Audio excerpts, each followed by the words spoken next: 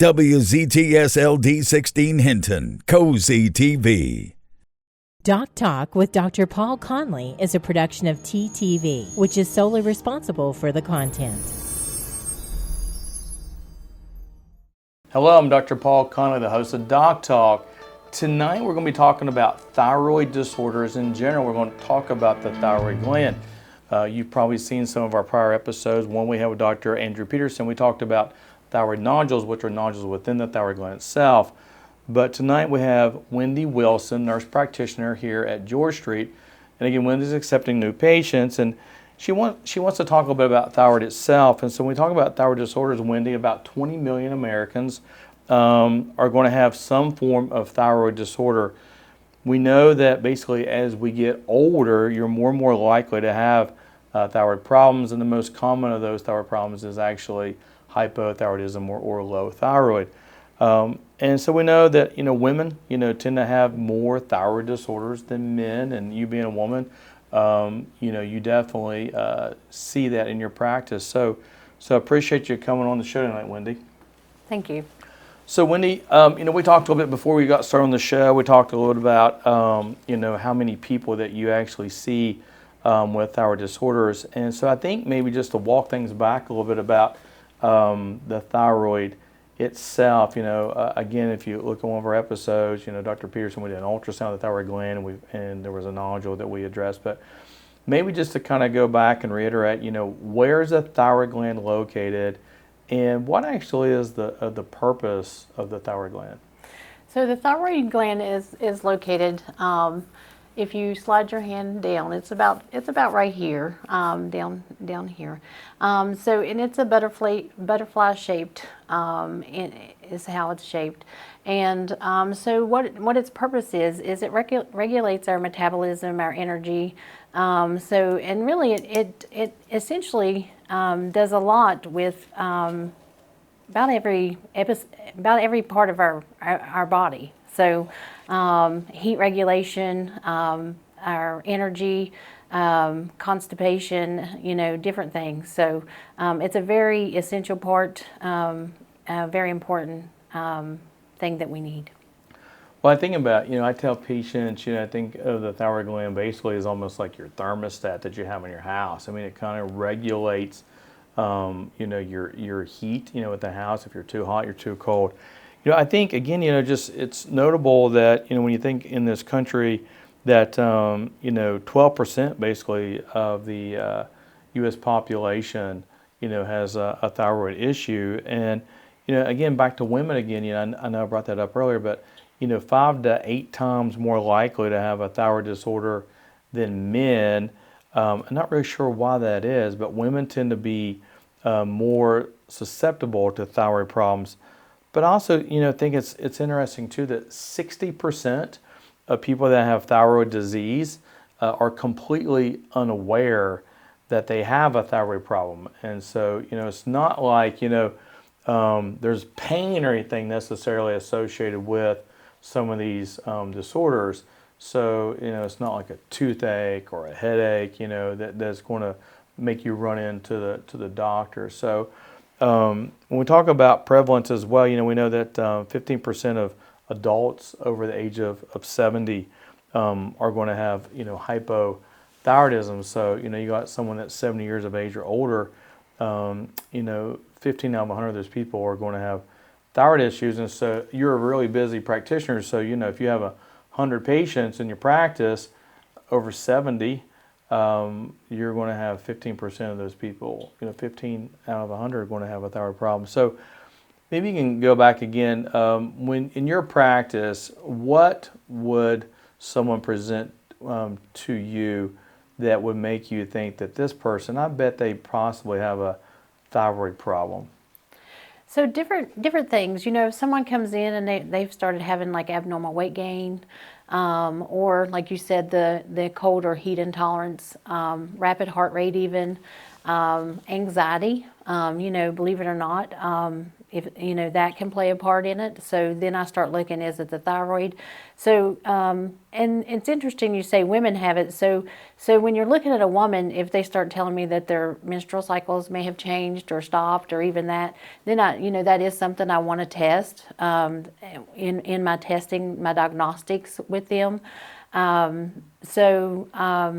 Other things that I may have would be constipation, but that one's probably more later on down the diagnosis in presenting. But anxiety and depression, I'm glad you brought that up because, literally, I got an email from my health insurance. You probably did too. We have the same health insurance. And the health insurance was talking about Blue Cross Blue Shield, talking about mental health. And so we know that, that there's definitely not only anxiety, but depression. And so again, a lot of these mood disorders, we're talking about regulation, the thyroid gland. So I think people watching the broadcast is that just mood, if you have issues with mood, could, represent an underlying thyroid problem. Correct. Yeah, I mean, if somebody comes in, like you said, not just anxious, but even depressed even, I'd do a thyroid just to make sure, again, mood changes, things like that it's not going back to that thyroid. So, we don't see hypothyroidism as much as used to be, so one of the things like, the thyroid gland, requires iodine to metabolize thyroid hormone. And so, fortunately in the United States of America, we do have cereals that are fortified, iodized salt.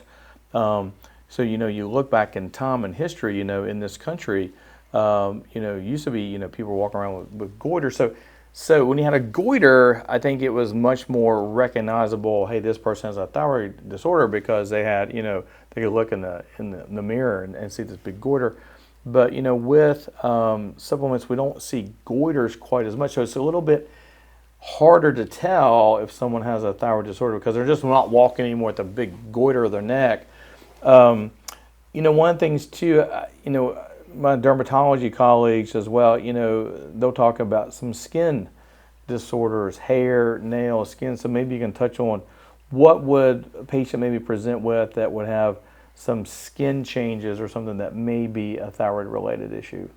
Sometimes they'll have like rashes, if you see somebody with some abnormal rashes, things like that, you may want to start looking at any underlying cause, what may be causing those things. So I'm not talking like your contact dermatitis, things like that. Yeah. I'm talking, more like not poison ivy correct, type rash. Correct. So, Gotcha. so you, when you're digging a little bit deeper in those kind of things, then you're looking at what else could be causing these kind of things. So, dry skin. I mean, correct. I know that the dermatologist, a lot of times if someone's got, dry, I get it in the winter months, we're here in West Virginia, winter, cold, dry air, we get that. But if someone just has a year-round dry skin, dry, brittle hair, I mean, is that all? Or thinning hair. Thinning hair. My thyroid is fine. It's just male pattern baldness. So. Yeah. Or their hair, genetics, all of a sudden is falling out, more than normal, So then you start looking. Is it the thyroid? That would be one of the things that would be on your list to check. So when you talk about menstrual cycle, I guess that wasn't really something that I had thought much about. With my practice, that's kind of on my swim lane, so that's more the primary care world where you're at. So what would again be some of the issues with menses? You talked about you can see a change in a woman's menstrual cycle that may clue you into a thyroid disorder. So I've seen it go different ways. I've seen some women that their menstrual cycle just stops. They're missing some menstrual cycles. And then I've also seen some that actually they get more irregular, like they're having more than normal. So you kind of look into that thyroid, is that thyroid hormone kind of triggering those things? So I think that, again, the thyroid. Or the lack of. actually. Yeah, so it's interesting because there's just so many different things that it's almost kind of like if a patient presents to you anywhere from, hair loss, dry skin, constipation, menstrual changes, and mental health. I mean, it almost sounds, what you're telling me, Wendy, you're so in tune with this, that sounds like, most of your patients somewhere along the way are getting some form of thyroid blood work. I feel that's true in a lot of our patients. I do pediatrics as well. So, I have found that, I have been practicing since 2014, and I've done pediatrics, and so I have even had pediatric patients that, and they present actually a little bit different. So what I typically look for them, of course, they're not going to tell me their skin is dry. Mom might tell me, they are a little bit drier. But often what I find with them is mom says, they get out and I try to get them to exercise. I do watch what they eat, but their issues with them tends to be the obesity and things like that. So when I run the thyroid, so theirs is the weight gain. So when I run the thyroid panels on them, I have seen more in the last several years of hypothyroidism in the pediatric population as well. Yeah, so that's interesting. So I think, I think about, I just talked about how if you're 70 years of age, 15% of people in that age group, 70 and older, are going to have a thyroid disorder. And it's usually hypo meaning underactive or low thyroid, but definitely can affect kids as well. And I think that we do know that the thyroid gland it is a gland, so it's a glandular issue. And I know that to me, I think about diabetes, right? I think about diabetes, and let's say if it's a child who's a type 1 diabetic, which is an autoimmune disorder of the pancreas, they don't produce enough insulin. But I've also seen, have you seen that, where there's some correlation where if you have one glandular problem, okay, let's say as a diabetic, that they have an increased risk of having another glandular problem, such as in the thyroid. Is that something that if you have a diabetic, do you sometimes see that with those patients as well? I think that, as providers, we look for that, when you see somebody with an autoimmune, which type 1 diabetes or, Hashimoto's, any of the autoimmunes, you kind of start, being more in tune with that patient, worrying about, is there another one, or when will you see the next one? So you kind of start, being more cautious, I would say, with that patient is what I would say, just watching. Yeah, so you mentioned Hashimoto's, okay, Hashimoto's thyroiditis, and that is basically, when you think about it, that is a form of hypothyroidism. Maybe you can just tell us a bit about what Hashimoto's thyroiditis is and what's happening there with the thyroid gland. So the thyroid gland, at that point, it's irritated, it's inflamed, it's not functioning. It's again, like you said, it's more of a hypo-functioning. So when we send them for like ultrasounds, we see it on an ultrasound. We may see it on an ultrasound, but not in a blood work, or we might see it vice versa. Now, how do we treat it? So sometimes it's treated with medications. Sometimes endocrinologists say we'll just watch and wait until we see it more. The TSH or T4, T3, all them start showing abnormalities, catching up with what the ultrasound is showing us. And then we would put them on medications.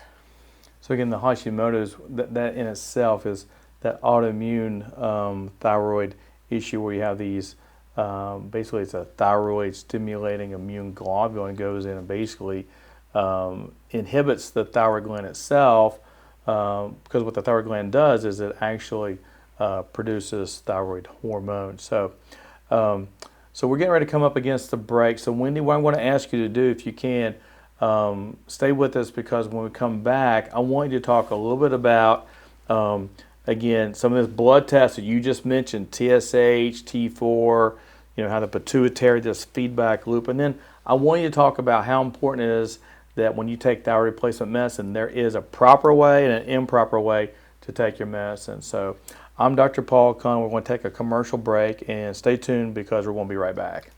You're watching Doc Talk with Dr. Paul Conley on WZTS-16 Cozy TV. Stay with us. We'll be right back after these messages.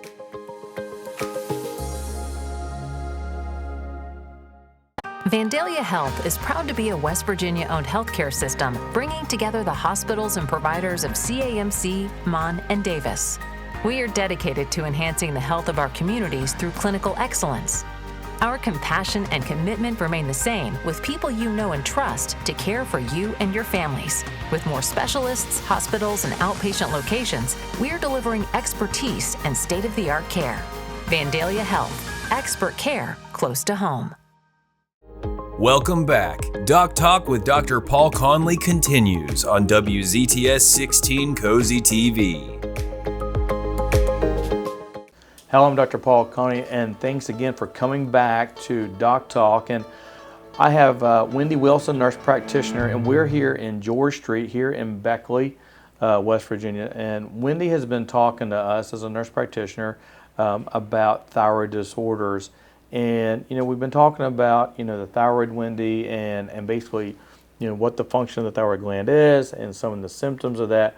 And right before the break, we talked about, again, that word Hashimoto's, which is an autoimmune disorder that attacks the thyroid gland and actually inhibits the production. But then there's another type of disorder. It's also autoimmune, which is the flip side of that. And we call that Graves' disease. And, I know sometimes if you watch television, you'll see thyroid eye disorder, and people watch it may say, what is thyroid eye disorder? What thyroid disorder causes eye issues? Well, it's the same thyroid disorder that causes not only eye issues, but can cause heart issues. With the break, we're talking about, the cardiologist. I mean, it seems like all the different, you don't have to be primary care like yourself, whether you be cardiology, dermatology, endocrinology. I mean, we're all checking the thyroid OBGYN for menstrual issues, psychiatry for anxiety, depression. But, our cardiology colleagues, you get someone with tachycardia, means fast heart rate, or something like atrial fibrillation, new onset. One thing you're going to check is the thyroid. So maybe you can talk to us a little bit about, because I'm going to talk about underactive thyroid disorder, but then overactive. So what is overactive thyroid, and what is that called? So overactive would be like your hyperthyroidism, or like you said, Graves' disease. When we're looking at that, again, sometimes that's there's different things we can do with that. So a lot of times we send them to endocrine. Again, we send them to the specialist to treat that, and they'll do like a radioactive iodine, treatment with that if they feel it's necessary. But like you said, when you're watching the TV, you'll see like they tend to have their eyes tend to be a little bit larger, things like that. Again, they tend to sweat more. They have more of a heat intolerance, whereas most of the time, people with hypothyroid have more of a cold intolerance. And that may be the person you see that sweats more, whereas the hypothyroid doesn't tend to have all the sweating. And the Graves patient, the person who's got tremors and shakes. So the thyroid eye disease or disorder, we call that exophthalmos, and what that actually is where you get protrusion of the eye itself, protrudes out of the orbit, and you kind of get that buggy-eyed looking appearance, and we've seen that, and that's usually associated with Graves' disease. But cardiac-wise, where are some, like if you have a patient comes to your office, and now, not only do they have heat intolerance, you can kind of tell they're a little nervous in your office. You check their heart rate, you do the vitals, we all do vitals, right?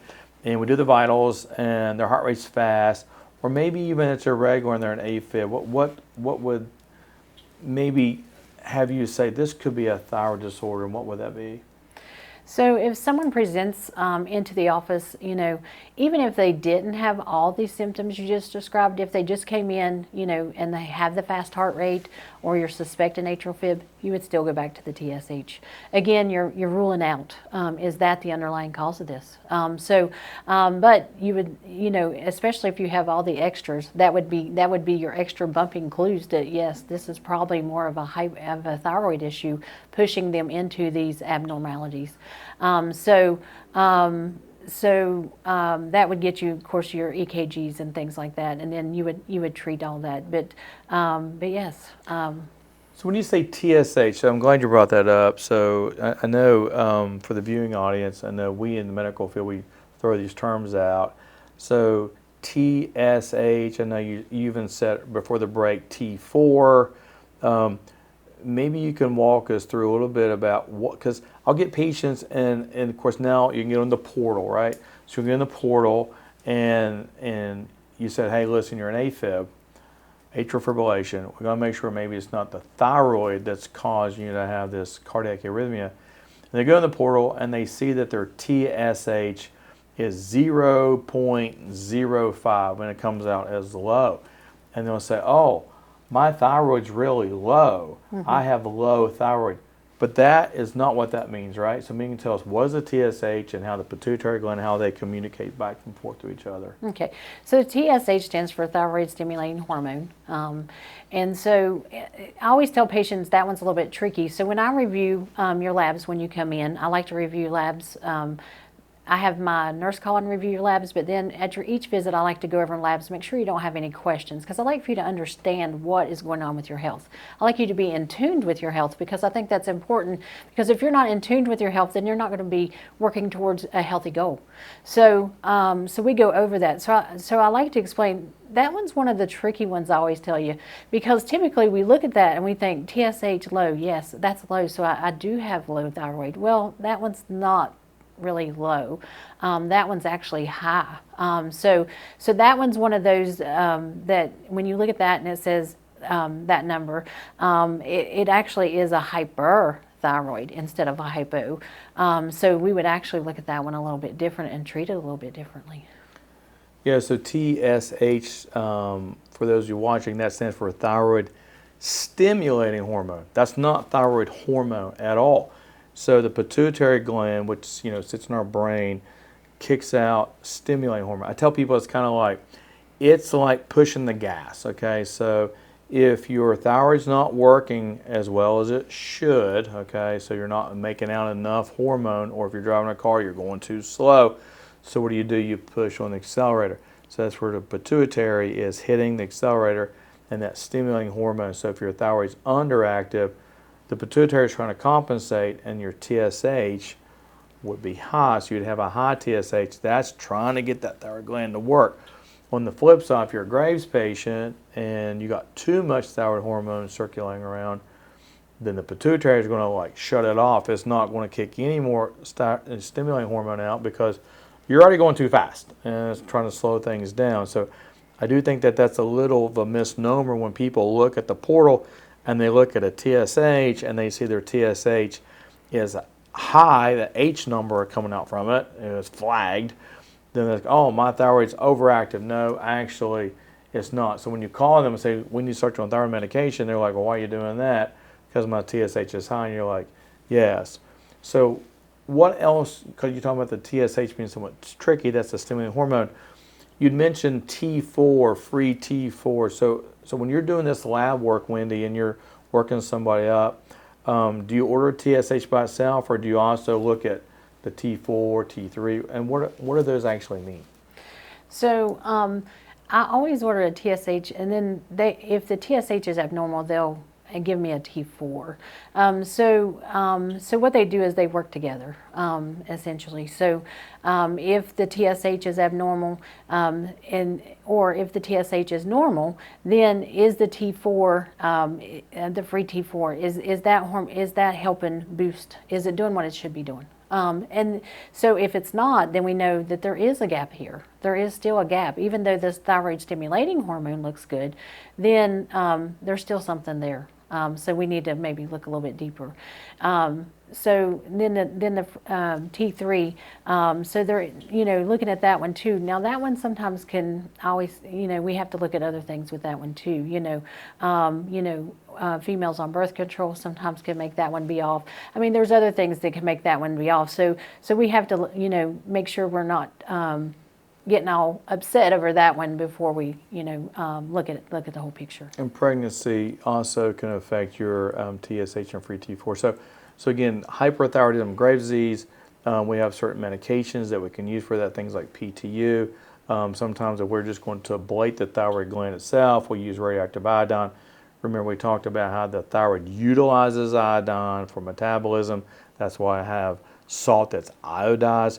But if you want to target the thyroid gland with something radioactive, you actually put radiation into the iodine, and then when you ingest that, it actually burns out the thyroid gland, which will then make you hypothyroidism. And so we got about 4 minutes left before the end of the show.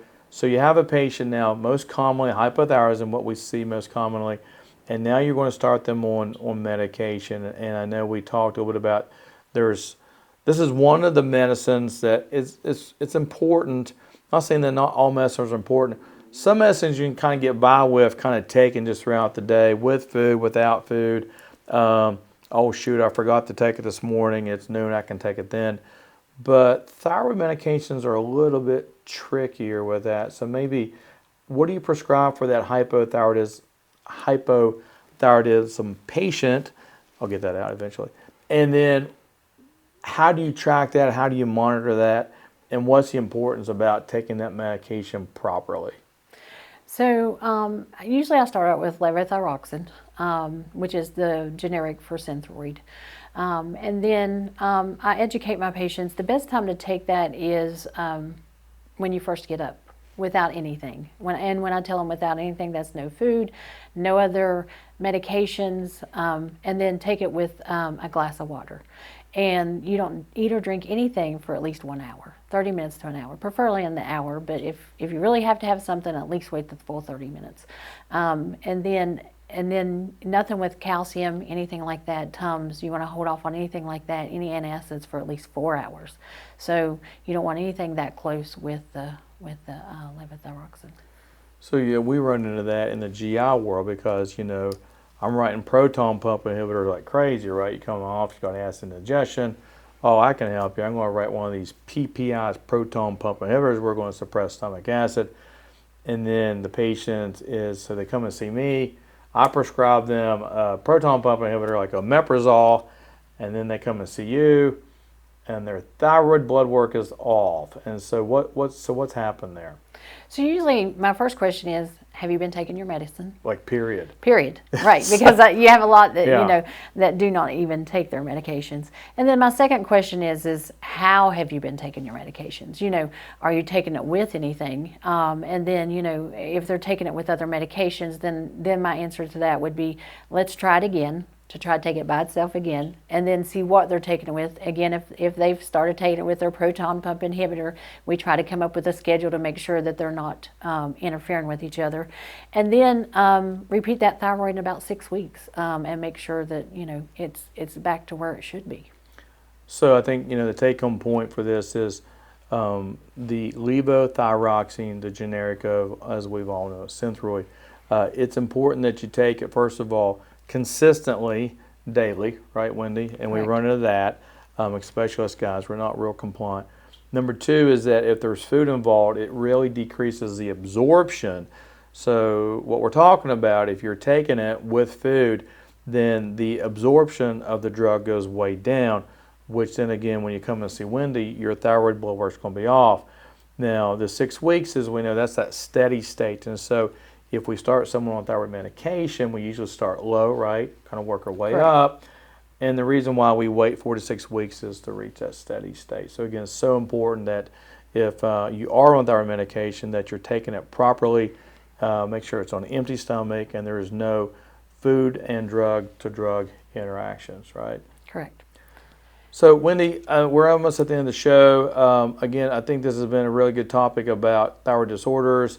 We definitely see it all the time. There's people out there with thyroid disorders. So if you have any of these symptoms that we've talked about, fatigue, emotional instability, depression, constipation,